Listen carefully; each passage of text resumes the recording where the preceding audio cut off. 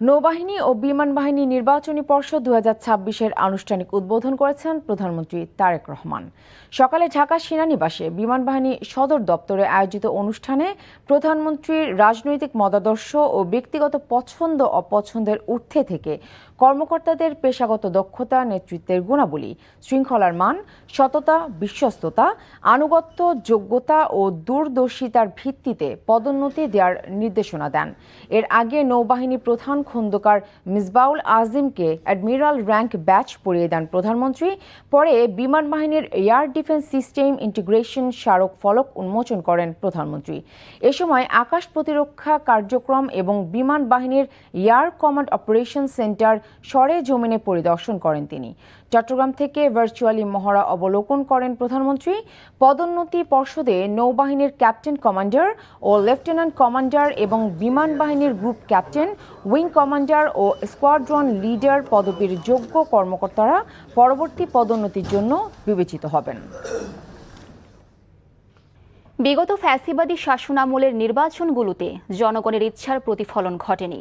তবে এবারের স্থানীয় সরকার নির্বাচন হবে সত্যিকারের জনপ্রতিনিধি নির্বাচনের, এমনটা জানিয়েছেন নবনিযুক্ত স্থানীয় সরকার মন্ত্রী ডক্টর আব্দুল মঈন খান। বিগত সময়ের দুর্নীতির বিচার আইন অনুযায়ী হবে বলেও জানান তিনি। তথ্যমন্ত্রী বলেন, সরকারের সকল কর্মকাণ্ড জনগণের কাছে বিশ্বাসযোগ্যভাবে পৌঁছে দিতে তার মন্ত্রণালয় কাজ করবে।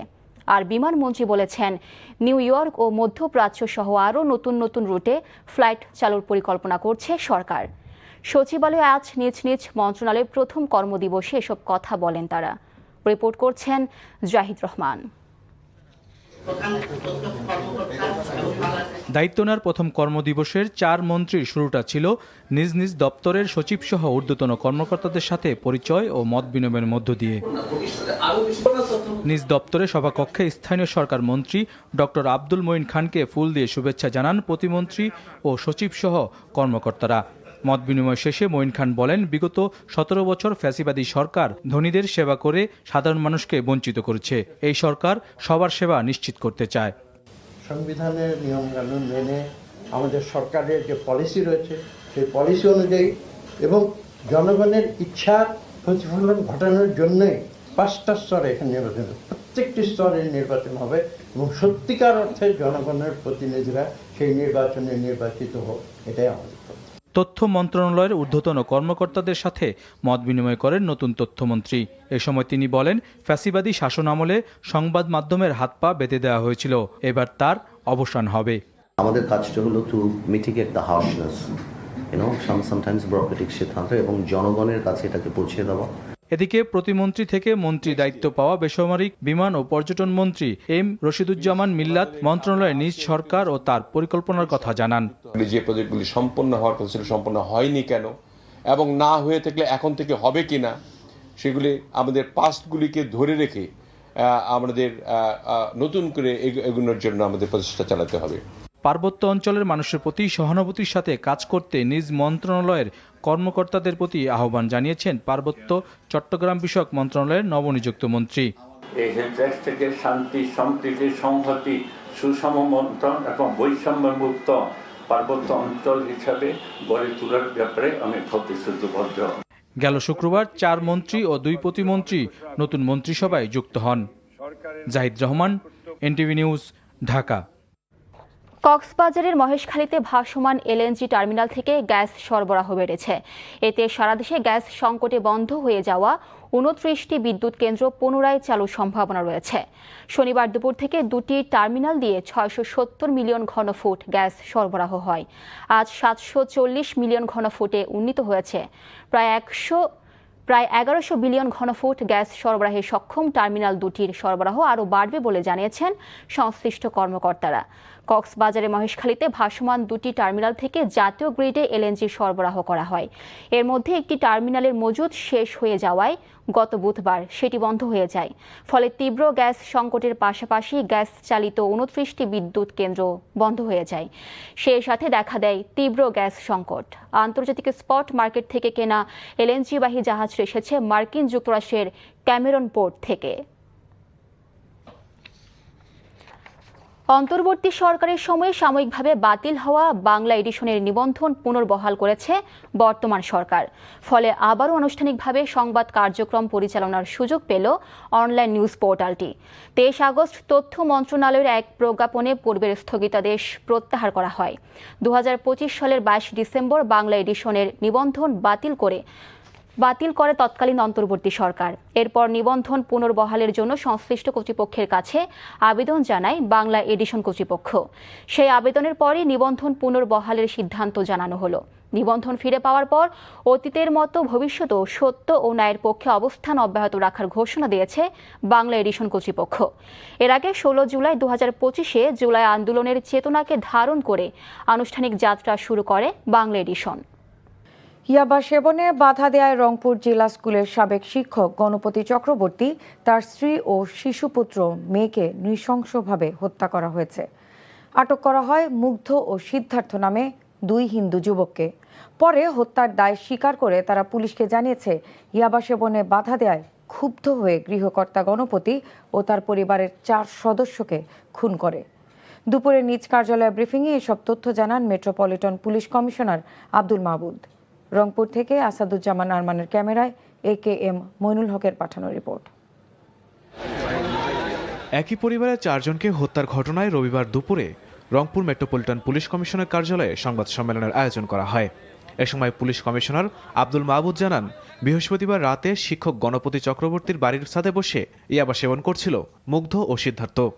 তাদের মাদক সেবনে বাধা দেয় অবসরপ্রাপ্ত শিক্ষক দম্পতি ও তাদের সন্তানদের গলায় গামছা পেঁচিয়ে হত্যা করে, পাশাপাশি টাকা ও স্বর্ণালংকার লুটপাট করে। গণপতি স্যারের বিল্ডিং এর ছাদে বসে তারা ইয়াবা সেবন করে। প্রিয়ম এবং অপূর্ব ছোট ছোট শিশু, তারা বন্ধু বান্ধব একসাথে খেলাধুলা করে। তখন সিদ্ধার্থ সিদ্ধান্ত নেয় যে প্রিয়মকে দুনিয়া থেকে সরায় দিবে। অর্থাৎ শুক্রবার ভোর রাত থেকে শুরু হয়ে এই ঘটনাটা তারা সারাদিন ঘটায়।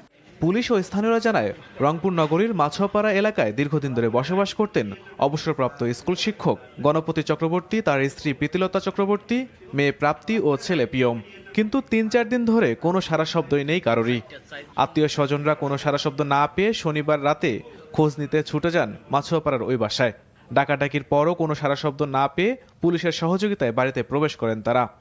পরে বাড়ির বেডরুম, সিঁড়ি ও চিলেকোঠায় 4 জনের মৃতদেহ পড়ে থাকতে দেখে কান্নায় ভেঙে পড়েন স্বজনরা। উনি যে ঠান্ডা স্বভাবের মানুষ, উনি যে নিরীহ মানুষ, ওনার যে শত্রু থাকতে পারে এটা তো আমরা ভাবতেই পারি না। আমার বাবাও যেমন, আমার চাচাও যেমন। ওদেরকে আমি যতদিন থেকে চিনি, ওরা মানে ওদের ফ্যামিলি হচ্ছে এমন একটা ফ্যামিলি, অনেক সহজ সরল লাইফ লিড করে আর কারোর সাথে কোনো ঝামেলা ছিল না।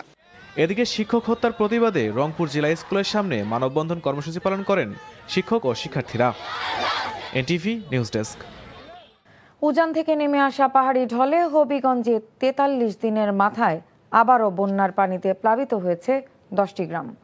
অন্যদিকে ভারী বৃষ্টিপাত ও উজান থেকে নেমে আসা পাহাড়ি ঢলে তলিয়ে যাওয়া খাগড়াছড়ি সদরের নিম্নাঞ্চল থেকে পানি নেমে গেছে। তবে জেলার দীঘিনালা লংদু সড়কে পানি থাকায় যান চলাচল ব্যাহত হচ্ছে। প্রতিনিধিদের পাঠানো তথ্য ও ছবিতে আহমেদ শরীফের ডেস্ক রিপোর্ট। হবিগঞ্জের লস্করপুর ইউনিয়নে 43 দিনের মাথায় আবারও উজান থেকে আসা বন্যার পানিতে প্লাবিত হয়েছে 10টি গ্রাম। এতে দুর্ভোগে পড়েছেন স্থানীয় বাসিন্দারা। দীর্ঘ সময় পেরিয়ে গেলেও বাঁধের মেরামত কাজ পুরোপুরি শেষ না হওয়ায় আবারও পানি ঢুকে পড়েছে বলে অভিযোগ স্থানীয়দের। তাদের দাবি, দ্রুত ও টেকসইভাবে বাঁধটি মেরামত করা না হলে সামনের দিনগুলোতে আরও বড় ধরনের ভোগান্তির আশঙ্কা রয়েছে।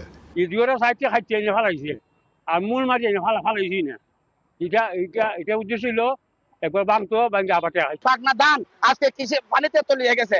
আমরা এই অবরণীয় ক্ষতি কে পূরণ করে দিব? ইতার নেতায় বা তারা সব কিছুতে এরা কোন দিন বানতে পারে, আকসারা বানটা অনেক আরো আগে বানতে পারে, কিন্তু আসলে গাফাতির হারত তারা বানটা বানছে। অন্যদিকে শনিবার থেকে আর বৃষ্টি না হওয়ায় খাগড়াছড়িতে বন্যা পরিস্থিতির উন্নতি হয়েছে। বন্যার পানি নেমে যাওয়ার পর ঘরবাড়ি ও দোকানপাট থেকে কাদা ও জমে থাকা পানি পরিষ্কার করছেন স্থানীয়রা। তবে খাগড়াছড়ির দীঘিনালা লংগদু সড়কের বড় মেরুং বেইলি সেতু এলাকায় পানি না কমায় যান চলাচল ব্যাহত হচ্ছে। গাড়িটা পলট খাইয়া এখন আমি অসহায়ের মতো তাকাইয়া রয়েছি, আর কিছু বলার নাই। নিচু এলাকা, তার জন্য বন্যার পানি বৃষ্টি কিছু একদিন বৃষ্টি হলেই আমাদের এখানে পানি হয়। এই রাস্তাটা একটু উঁচু হতো তাহলে দেখা যাচ্ছে এখানে এই দুর্ভোগ হতো না। এলাকাবাসী ও স্থানীয় চলাচলকারীরা জানান বড়মেরুং এলাকার সড়কটি খুব নিচু হওয়ায় একটু বৃষ্টি হলে সড়কটি পানির নিচে তলিয়ে যায়। আহমেদ শরীফ, এনটিভি নিউজ ডেস্ক। বঙ্গভবনে দাপ্তরিক কার্যক্রম শুরু করেছেন রাষ্ট্রপতি মির্জা ফখরুল ইসলাম আলমগীর। বেলা 11টায় রাষ্ট্রপতি বঙ্গভবনে পৌঁছলে পুলিশের একটি সুসজ্জিত অশ্বারোহী দল তাকে অভ্যর্থনা জানায়। পরে বাংলাদেশ সেনাবাহিনী প্রেসিডেন্ট গার্ড রেজিমেন্টের সুসজ্জিত দল রাষ্ট্রপতিকে গার্ড অফ অনার প্রদান করে। তামজিদ সুমনের রিপোর্ট। দেশের 23তম রাষ্ট্রপতি হিসেবে শপথ নেয়ার পর আজ প্রথমবারের মতো বঙ্গভবনে নিজের কার্যালয়ে গেছেন রাষ্ট্রপতি মির্জা ফখরুল ইসলাম আলমগীর। সকাল 10:50 মিন্টো রোডের সরকারি বাসভবন থেকে বঙ্গভবনের উদ্দেশ্যে রওনা হন তিনি। এদিন বেলা 11টায় বঙ্গভবনে পৌঁছান নবনির্বাচিত রাষ্ট্রপতি।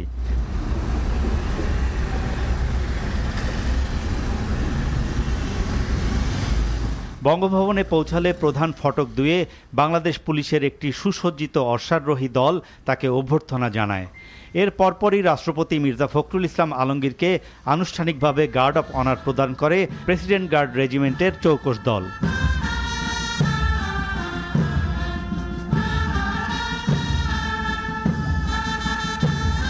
গার্ড অফ অনার প্রদান শেষে বঙ্গভবনের রাষ্ট্রপতির সামরিক সচিব, জনবিভাগের সচিব, প্রেস সচিব ও পিজিআর কমান্ডার রাষ্ট্রপতি ও তার পরিবারের সদস্যদের ফুল দিয়ে স্বাগত জানান। বঙ্গভবনে অফিস শুরুর প্রথম দিনে রাষ্ট্রপতি তার অফিস কক্ষে অবস্থান করে দাপ্তরিক নথিপত্রে স্বাক্ষর করেন। এরপর তিনি বঙ্গভবন পরিদর্শন বইয়ে স্বাক্ষর করেন। রাষ্ট্রপতির দায়িত্ব গ্রহণের মাধ্যমে এক নতুন অধ্যায়ে প্রবেশ করলেন মির্জা ফখরুল ইসলাম আলমগীর। Tamjid Suman, NTV news, Dhaka. বিশেষ রাষ্ট্রকে খুশি করার জন্য জাদুঘর থেকে অনেক কিছু গায়েব করা হয়েছে বলে মন্তব্য করেছেন জাতীয় সংসদের বিরোধী দলীয় নেতা ও জামায়াত আমির ডক্টর শফিকুর রহমান। ফেলানি সহ সীমান্ত হত্যার স্মৃতিচিহ্ন গায়েব করা ভালো লক্ষণ নয় উল্লেখ করে তিনি অভিযোগ করেন, একটি দল ছাড়া অন্য কোনো দলের ইতিহাসকে জায়গা দেওয়া হয়নি জুলাই জাদুঘরে।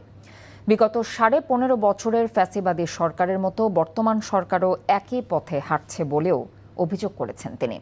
জুবাইর প্রধানের রিপোর্ট।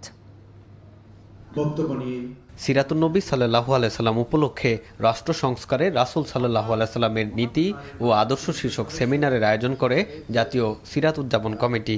মদিনার 10 বছরের জিন্দেগি। এ সময় জুলাই জাদুঘর থেকে সীমান্ত হত্যা এবং আধিপত্যবাদের স্মৃতিচিহ্ন মুছে ফেলার অভিযোগ করেন জামাত আমির ডাক্তার শফিকুর রহমান।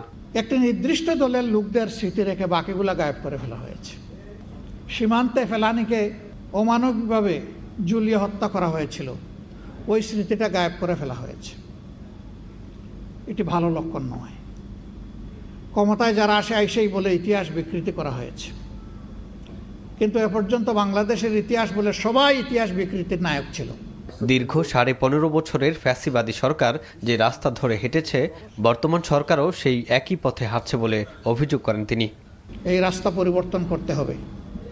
এই রাস্তা ফ্যাসিবাদের রাস্তা, এই রাস্তা আয়নাগরের রাস্তা, এই রাস্তা অসংখ্য মানুষকে বিনা বিচারে খুন করার রাস্তা, এই রাস্তা শাপলা চত্বরে আলিম উলামার উপর হায়নার মতো ঝাঁপিয়ে পড়ার রাস্তা। এই রাস্তা বাংলাদেশের মানুষ এই রাস্তায় কাউকে চলতে দেবে না। আলাদা অনুষ্ঠানে জুলাই বিপ্লবের প্রত্যাশা মানবিক ঢাকার পুনর্গঠন বইয়ের মোড়ক উন্মোচন করে বৈষম্যহীন রাষ্ট্র বিনির্মাণে সবাইকে সোচ্চার থাকার আহ্বান জানান দলটির সেক্রেটারি জেনারেল মিয়া গোলাম পরোয়ার। দেশের প্রধানমন্ত্রী বলেন যে 17 বছর নাকি খুঁজে পাওয়া যায়নি আমাদের। কিভাবে ওনারা আমাদেরকে খুঁজে পাবেন? আমরা তো ময়দানে ছিলাম, টেলিভিশনে তো আপনি দেখবেন না, আমরা রাজপথে ছিলাম, কারাগারে ছিলাম, রিমান্ডে ছিলাম। পরে সংবাদ সম্মেলনে মশার প্রাদুর্ভাব কমানো, রাজধানীর পরিচ্ছন্নতা এবং আধুনিক নগর গঠনে লক্ষাধিক স্বেচ্ছাসেবীকে নিয়ে কাজ করার অঙ্গীকার করেন কেন্দ্রীয় নির্বাহী পরিষদ সদস্য মোহাম্মদ সেলিম উদ্দিন। নগরবাসী কিংবা যারা নগরকে একটি পরিচ্ছন্ন জুবাইর প্রধান, এনটিভি নিউজ, ঢাকা। ঢাকায় চীন সহ একাধিক বিদেশি দূতাবাসে ইমেলের মাধ্যমে হামলার হুমকির বিষয়টি গুরুত্বের সঙ্গে আইন শৃঙ্খলা বাহিনী দেখছে বলে জানিয়েছেন ডিএমপির অতিরিক্ত পুলিশ কমিশনার শফিকুল ইসলাম। দুপুরে রাজধানীর মিন্টো রোডের মিডিয়া সেন্টারে সাংবাদিকদের প্রশ্নের জবাবে তিনি কথা বলেন। এরই মধ্যে দূতাবাসগুলোর কর্মকর্তাদের সঙ্গে বৈঠক হয়েছে জানিয়ে তিনি বলেন, আতঙ্কিত হবার কোনো কারণ নেই। দেশের ভাবমূর্তি নষ্ট করার জন্য এই অপকর্ম করা হয়েছে বলেও জানিয়েছেন তিনি। ঢাকা মেডিকেল কলেজের এক ডাক্তারের ওপর হামলার ঘটনায় আরও দুজনকে গ্রেফতারের বিষয়ে সংবাদ সম্মেলনের আয়োজন করা হয়। ছিনতাই সহ বিভিন্ন অপরাধ কমাতে আইন শৃঙ্খলা বাহিনী কাজ করছে বলেও জানিয়েছেন তিনি। আমার ধারণা যে শত্রুতাবশত পাশাপাশি দেশের ইমেজকে নষ্ট করার জন্য আমাদের যে রাষ্ট্রদূতগণ আছেন বা বিভিন্ন এমবেসি আছে, তারা তো আমাদের তাদেরকে আসলে কিছুটা ভীত সচেতন করার জন্য এটা আমি বলবো যে এটা দেশবিরোধী একটা অপতৎপরতা। আমরা কাজ করতেছি এটা নিয়ে আমরা কাজ করতেছি। দেখা যাক, আমরা ইনশাল্লাহ আমরা তো আপনাদেরকে আশ্বস্ত করেছি যে কোনো ঘটনা ঘটলে এটা আমরা অত্যন্ত গুরুত্বের সঙ্গে দেখি এবং আমরা আশাবাদী যে এটা আমরা উদ্ঘাটন করবো। এই নেপথ্যে যারা আছে তাদেরকে আমরা আইনের আওতায় নিয়ে আসতে পারবো।